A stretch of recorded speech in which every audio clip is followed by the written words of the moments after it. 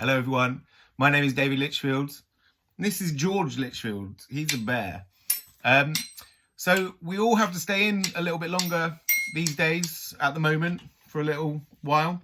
So I thought while we do that, I might read you some of my books, which I thought might pass a little bit of time at least. Are you going to help me?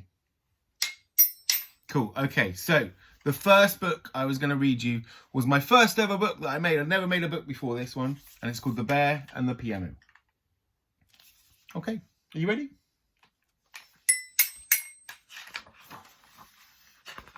The Bear and the Piano by David Litchfield. So, sorry George, won't be able to see you for a second. One day in the forest, a young bear cub found something he'd never seen before. What could this strange thing be, he thought, and shyly he touched it with his stubby paws. Plonk! The strange thing made an awful sound. So the bear left. But the next day he came back, and the day after that too, and for days and weeks and months and years, until eventually, whoa, the sounds that came from the strange thing were now beautiful, and the bear had grown big and strong and grizzly. That was me being grizzly. Can you be grizzly? Is that you being grizzly? Anyway. When the bear played, he felt so happy. The sounds took him away from the forest, and he dreamed of strange and wonderful lands. It wasn't too long before the other bears in the clearing were drawn.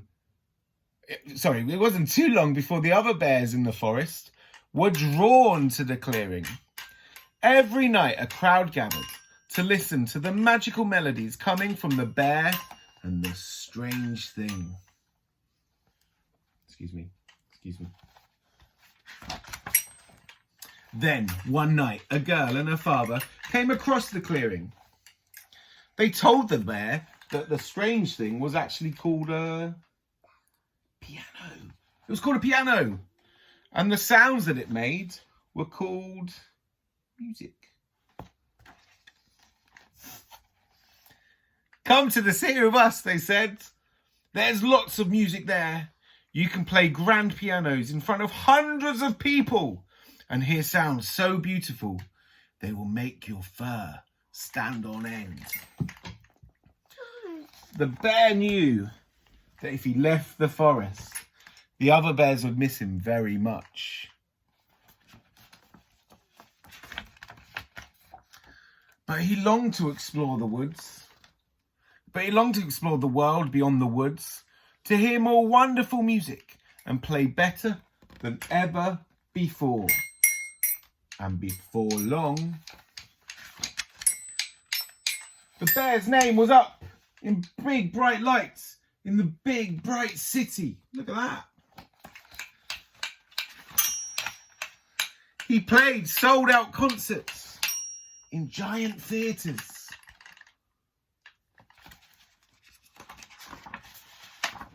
Every night the bear performed with such passion and such grace, to wild applause and standing ovations and huge admiration. The bear recorded albums that went platinum.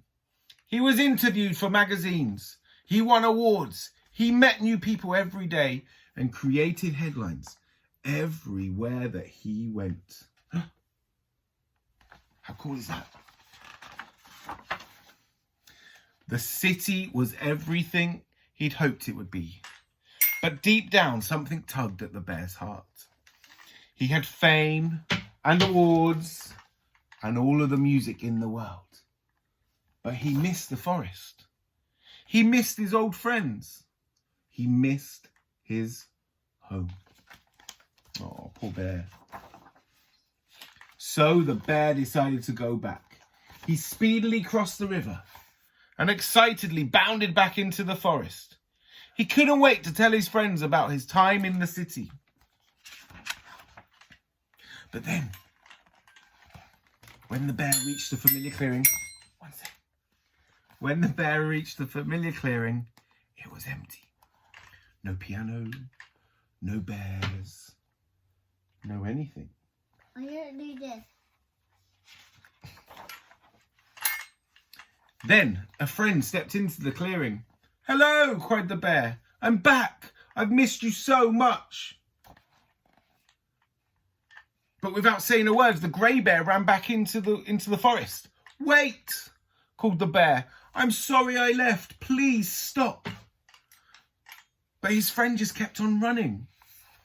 The bear stumbled after him, moving deeper and deeper into the forest, until he saw something that made his fur stand on end. Wow, look at that. Look at that, George. What do you think? For the bear had not been forgotten. His friends weren't angry, but proud. The bear realised that no matter where he went or what he did, they would always be there watching from afar. They had even kept the piano safe in the shade, ready for his return. And he's gonna be. Exactly.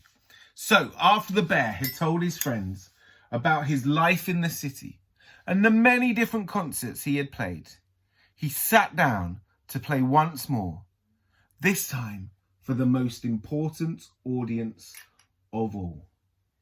The end. There we go. Boom.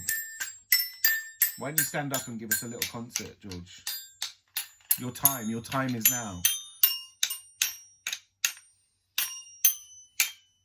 That's awesome. Thank you very much for listening, everyone. I'll read another one of my books very, very shortly. I just want to say happy birthday to Edie, because Edie's a very special girl who is a very good artist. She's drawn me some great pictures, and it's her birthday today. So, yeah. But if it's anyone else's birthday, happy birthday to you as well. Hope you're all having fun and reading as many books as you possibly can. I shall speak to you soon. Okay, bye-bye. Say bye, George.